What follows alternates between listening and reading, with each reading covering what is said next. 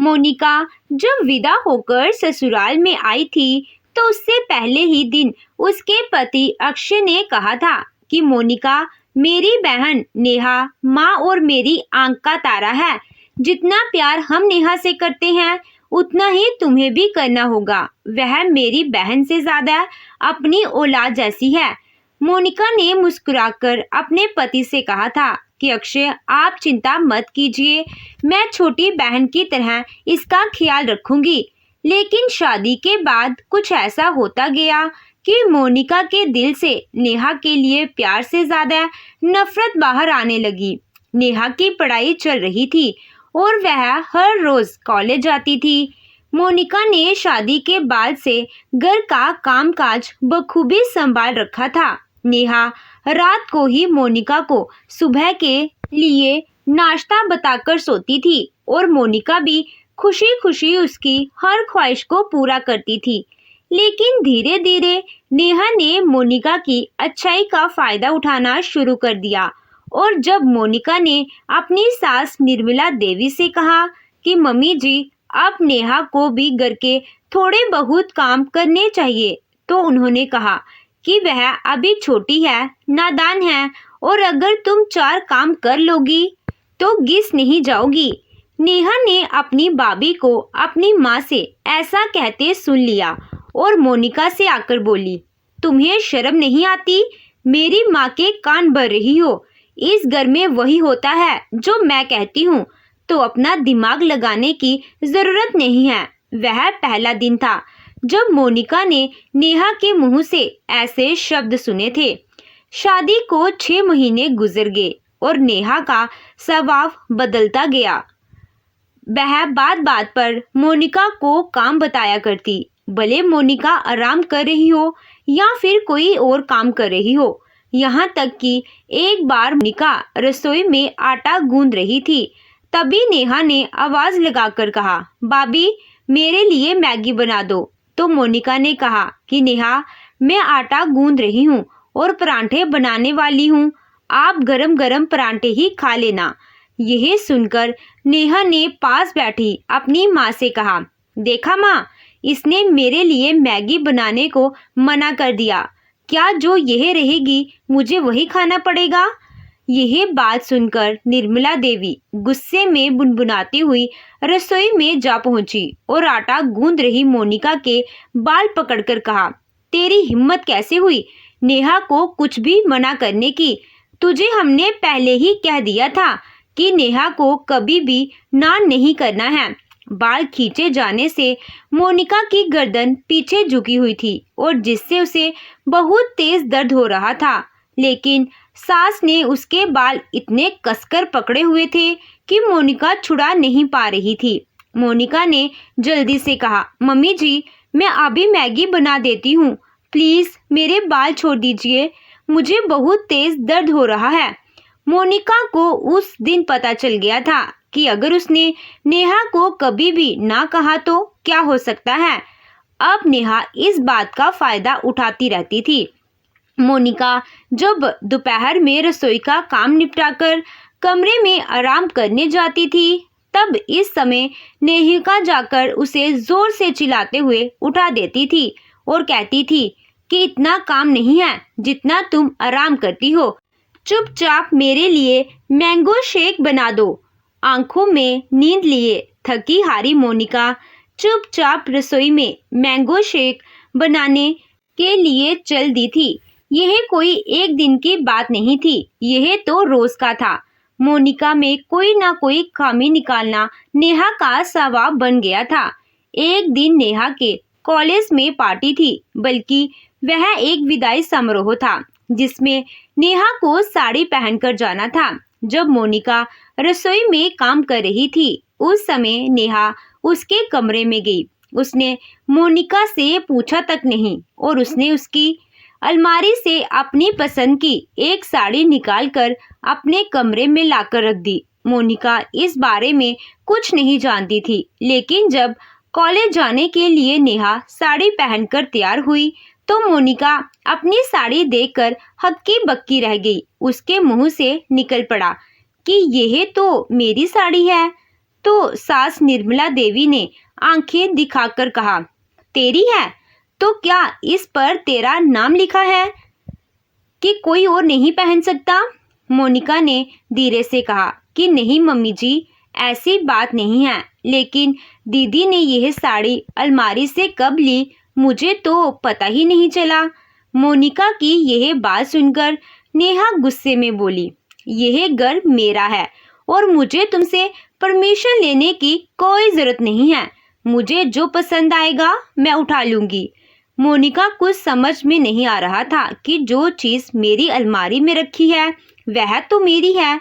यह साड़ी मैंने कितनी पसंद से खरीदी थी और अभी तक पहनी भी नहीं है, जिसे यह इतने शौक से कॉलेज पहनकर जा रही है। अगर साड़ी चाहिए थी तो बताना भी ज़रूरी नहीं समझा। यह तो बदतमीजी है। अगर ऐसे ही चलता रहा तो नेहा के शादी के बाद भी तलाक हो जाएगा। शाम को जब अक्षय ऑफिस से घर वापस आया तो मोनिका ने रोते हुए अक्षय से कहा कि अक्षय, अगर नेहा मुझे साड़ी मांगती तो मैं मना नहीं करती, लेकिन चोरी करके पहनना कहाँ तक ठीक है। अक्षय से मोनिका को उम्मीद थी कि वह नेहा को समझाएगा, लेकिन यह तो उल्टा ही हो गया। अक्षय उल्टा मोनिका पर बरसने लगा और बोला, अरे ले ली तो क्या हो गया, तुम काम कर ही होगी, वह जल्दी में होगी तो ध्यान नहीं दिया होगा। इसमें इतना हंगामा खड़ा करने की क्या जरूरत है कि तुम मेरे सामने रोककर नाटक कर रही हो। अब तुम क्या चाहती हो कि मैं अपनी प्यारी बहन को जाकर डांटने लग जाऊं? अक्षय की बात सुनकर नेहा भौचक्की रह गई। वह फटी हुई आंखों से अपने पति को देख रही थी। मोनिका ने उस समय अक्षय से सिर्फ एक बात कही कि अक्षय, जिस तरह से तुम गलत बातों में नेहा का साथ दे रहे हो, तुम देखना नेहा को ससुराल में बहुत दिक्कतें आएंगी, क्योंकि नेहा को कुछ सुनने की आदत नहीं है। अक्षय यह बात सुनते ही गरम लावे की तरह उबल पड़ा। उसने मोनिका के गाल पर इतनी जोर से थप्पड़ मारा कि वह बेड पर गिर पड़ी और अक्षय की उंगलियों के निशान उस पर साफ नजर आ रहे थे। मोनिका की आंसू से भरी आंखें लगातार अक्षय को देख रही थी। उसके दिल में जैसे कोई गुस्से का ज्वार आटा उमड़ रहा था, जिसे वह इस समय कंट्रोल कर रही थी। अक्षय उसे घूरते हुए कमरे से बाहर निकल गया। अक्षय के जाने के बाद नेहा कमरे में आई और बोली, मैंने तो आपसे पहले ही कहा था कि मेरी किसी मामले में टांग मत अड़ाए और मेरे खिलाफ मेरे भाई और माँ के कान भरने की कोशिश मत करना। मोनिका नेहा को गुस्से से देख रही थी, लेकिन कुछ नहीं कर सकती थी, क्योंकि वह जानती थी कि एक न एक दिन नेहा विदा होकर यहाँ से चली जाएगी, तो फिर उसके चक्कर में क्यों अपनी गृहस्थी को बिगाड़ा जाए। लेकिन वह अंदर ही अंदर बहुत दुखी थी और सोच रही थी कि इस नेहा नाम के कांटे को घर से कैसे निकाला जाए। अब तो इसका कॉलेज भी खत्म हो गया है और अब यह पूरा दिन घर में बैठकर हुक्म चलाती है। बैठे बैठे इसका वजन बढ़ता जा रहा है और दिमाग का कचरा भी।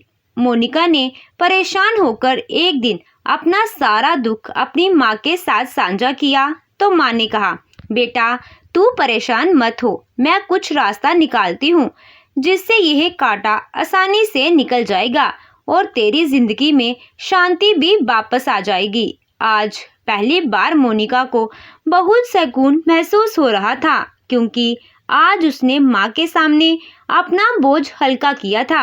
अब वह किसी से भी बात नहीं करती थी और खामोश रहती थी। एक दिन उसकी सास निर्मला देवी ने कहा कि जब देखो इसकी शक्ल पर 12 बजे रहते हैं, जब देखो पूरे दिन घर में मुंह बनाकर घूमती रहती है। अरे बहू मुस्कुराती है तो घर में लक्ष्मी आती है। सास की ये बात सुनकर मोनिका से रहा नहीं गया और उसने कहा, आपने अपने घर की लक्ष्मी को मुस्कुराने लायक कहाँ ही छोड़ा है और बहू को बहू क्यों कहती हैं? आप काम तो सारे नौकरों वाले करवाती हैं। यह सुनते ही निर्मला देवी बौखला गई और सोफे से उठकर जैसे ही मोनिका को मारने चली तो निर्मला देवी का फोन बजने लगा। किसी ने फोन पर कहा कि नेहा के लिए एक बहुत बड़े परिवार का रिश्ता है, लेकिन वह जल्दी से शादी करना चाहते हैं क्योंकि उनका लड़का शादी करके विदेश जाने वाला है। यह सुनते ही निर्मला देवी खुशी से झूम उठी और उन्होंने जल्दी से अक्षय को फोन करके यह खबर दी। तो अक्षय ने कहा कि माँ, इससे अच्छा रिश्ता नहीं मिलेगा। आप जल्दी से इन लोगों को घर बुलाने की तैयारी करो। नेहा तो इस खबर से खुशी के मारे पागल ही हो गई थी। उसने अपनी सारी सहेलियों को यह खबर दे दी थी कि वह शादी के बाद भी देश में शिफ्ट होने वाली है और अब वह भी हीरोइन की तरह महंगे महंगे ब्यूटी प्रोडक्ट इस्तेमाल किया करेगी। निर्मला देवी ने जल्दी से उन लोगों को घर पर बुला लिया। अक्षय ने उन लोगों के लिए बेहतरीन चाय नाश्ते का इंतजाम किया और खाना बाहर से ऑर्डर कर दिया। निर्मला देवी ने मोनिका से कहा कि जब नेहा अच्छे से तैयार हो जाए तो इसको बाहर ले आना। मोनिका ने ऐसा ही किया कि जब नेहा तैयार होगी तो वह उसे लेने चली गई, लेकिन वह कमरे में उसे देखकर हैरान हो गई क्योंकि नेहा एक शॉर्ट ड्रेस पहनी खड़ी हुई थी। मोनिका ने उसे फटी आंखों से देखते हुए कहा कि नेहा, तुम्हें देखने वाले आए हैं तो क्या तुम उनके सामने ऐसी ड्रेस पहनकर जाओगी? नेहा ने शीशे में देखकर अपनी ड्रेस ठीक करते हुए कहा कि मैं शादी के बाद विदेश में सेटल होने वाली हूँ और शादी के बाद ऐसे ही कपड़े पहनने वाली हूँ, तो फिर मैं कपड़ों में कैसी लगती हूँ यह लड़के वालों को कैसे पता चलेगा? और फिर वह लोग तो बहुत ओपन माइंडेड होंगे, उन्हें यह ड्रेस अच्छी लगेगी। आखिर वह अपनी बहू को शादी के बाद ऐसी ही ड्रेस में तो देखने वाले हैं। मोनिका ने नेहा से उलझना ठीक नहीं समझा और उसने बाहर जाकर अक्षय को इशारा किया। अक्षय मुंह बनाते हुए उठकर आया और बोला, तुमसे एक काम कहा था और तुम वह भी नहीं कर पाई। कहाँ है नेहा? वह लोग कब से इंतजार कर रहे हैं। मोनिका अक्षय का हाथ पकड़कर खींचकर कमरे में ले गई, जहां नेहा को देखकर अक्षय भी हक्का बक्का रह गया। उसने नेहा को आंखें दिखाते हुए कहा, नेहा, तुम्हें विदेश में जाकर जो भी पहनना हो, लेकिन आज तुम यह ड्रेस नहीं पहनोगी।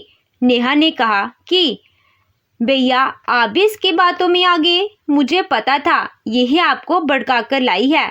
अरे, जब वो लोग खुद ही विदेश जाने वाले हैं तो भला अपनी बहू को साड़ी क्यों पहनाएंगे? आजकल मॉडर्न जमाना है, लोग ऐसे ही मिलते हैं। आप क्या समझेंगे? आप पर तो इस गवार का असर हो रहा है। अक्षय नेहा को देखकर गुस्से से बुरी तरह उबर रहा था। फिर भी उसने कई बार शांति से उसे कपड़े बदलने को कहा, लेकिन नेहा ने साफ मना कर दिया। नेहा कमरे के दरवाजे की तरफ बढ़ी तो मोनिका उसके पीछे पीछे गई, लेकिन नेहा ने उसकी तरफ गुस्से से देखते हुए कहा कि मैं पुराने जमाने की लड़की नहीं हूँ जिसे हाथ में चाय की ट्रे देकर भेजा जाता था। मैं खुद जा सकती हूँ, मेरे पीछे आने की जरूरत नहीं है। ये कहकर नेहा कमरे से बाहर निकल गई और अक्षय ने अपने सिर में हाथ मार लिया। वह बाहर जाने में अब शर्मिंदगी महसूस कर रहा था। मोनिका ने अपने पति से कहा कि यह तुम्हारे लाड प्यार का नतीजा है। तुम दोनों ने इसको इतना बिगाड़ दिया है कि यह सुनती ही नहीं है, कि कहकर मोनिका जल्दी से कमरे से बाहर निकल गई। उधर नेहा को ऐसे कपड़ों में आते देखकर निर्मला देवी के होश उड़ गए और उनका मुंह खुला ही रह गया। नेहा जाकर सीधी लड़के के पास बैठ गई और उसे हेलो कहा। लड़के के माँ बाप फटी आंखों से नेहा को देख रहे थे। उधर अक्षय भी कमरे से बाहर निकल आया और लड़के के माता पिता के चेहरे के हाव भाव समझने की कोशिश करने लगा, जिसे साफ समझ आ रहा था कि उन्हें नेहा का इस तरह आना अजीब लग रहा है। निर्मला देवी तो बस नेहा को घूर रही थी, लेकिन नेहा हर बात को अनदेखा करके लड़के से बात करने में लगी हुई थी और पूछ रही थी कि आप शादी के बाद कहाँ घूमने ले जाओगे? मैंने तो अपनी सारी फ्रेंड से कह दिया है कि मुझे यूरोप घूमना है। सोचा आपको भी पहले ही बता देती हूँ, जिससे आपको ध्यान रहे। जब लड़के की माँ से यह बर्दाश्त नहीं हुआ तो वह गुस्से से खड़ी हो गई और बोली, हमारा बेटा विदेश जरूर जा रहा है, लेकिन संस्कार हमारे दिए हुए हैं। इस लड़की को इतनी शर्म लिहाज भी नहीं है कि अभी तक हमने यह नहीं कहा कि हमें यह पसंद है और यह हमारे सामने बैठकर शादी के बाद घूमने के प्लान बना रही है। इसी से पता चल रहा है कि आपने अपनी लड़की को कौन से संस्कार दिए हैं। इससे तो अच्छा आप इस लड़की को अपने घर ही रखिए। लड़के ने भी साफ कह दिया कि मुझे एक संस्कारी लड़की चाहिए, ना कि ऐसी लड़की जो कि पैसे की लालची हो। लड़की वाले उठकर चले गए और निर्मला देवी देखती रह गई। माँ बेटे नेहा का चेहरा देख रहे थे और नेहा उन लोगों की तरफ बेशर्मी से देख रही थी। सब लोग खामोश खड़े थे तो मोनिका से रहा नहीं गया और मोनिका ने खामोशी को तोड़ते हुए कहा कि नेहा, अब तो तुम्हें समझ आ गया होगा कि तुम्हें अपने अंदर सुधार करने की जरूरत है। आज यह रिश्ता तुम्हारी हरकत के कारण हाथ से चला गया। क्या तुम्हें अपने सपने टूटने का कोई दुख नहीं हो रहा है? यह बात सुनकर नेहा ने दहाड़ते हुए कहा, अपनी बकवास बंद करो। मैंने कोई हरकत नहीं की है। मैंने वही किया है जो मुझे करना चाहिए था। अब अगर इन लोगों को पसंद नहीं आया तो मेरी क्या गलती है? नकली तो यह लोग थे जो विदेश जाने की बातें करके यहाँ बैठकर संस्कारों की बातें कर रहे थे। यह बात सुनकर अक्षय तेजी से कदम बढ़ाते हुए नेहा के पास गया और कहा, मोनिका आज सही बोल रही है। ऐसा कहकर अक्षय ने उसके गाल पर जोरदार थप्पड़ रसीद कर दिया। नेहा उस थप्पड़ से बुरी तरह से हिल गई और उसकी आंखों में गुस्सा भर गया। उसने अपनी माँ से गुस्से में कहा, माँ, भैया को कुछ कहती क्यों नहीं हो? आज इन्होंने मुझ पर पहली बार इस औरत की वजह से हाथ उठाया है। तो निर्मला देवी ने भी नेहा को लताड़ते हुए कहा, मेरी समझ में आ गया है कि इतने सालों से हम गलत करते आ रहे थे, लेकिन आज सही हुआ है। हमने तुझे बिगाड़ा था ना, अब तुझे हम ही सुधारेंगे। अब से मोनिका जो कहेगी तुझे वही करना पड़ेगा, क्योंकि तुझसे अच्छे संस्कार तो मेरी बहू के अंदर हैं। इसके बाद से मोनिका के साथ अक्षय और निर्मला देवी का व्यवहार बदल गया। नेहा के कारण हुआ अपमान दोनों से भूला नहीं जा रहा था। तो दोस्तों, आपको ये कहानी कैसी लगी? कमेंट कर जरूर बताइएगा। कहानी अच्छी लगी हो तो वीडियो को लाइक कीजिएगा। चैनल पे नए हो तो चैनल को सब्सक्राइब कीजिएगा। Thank you.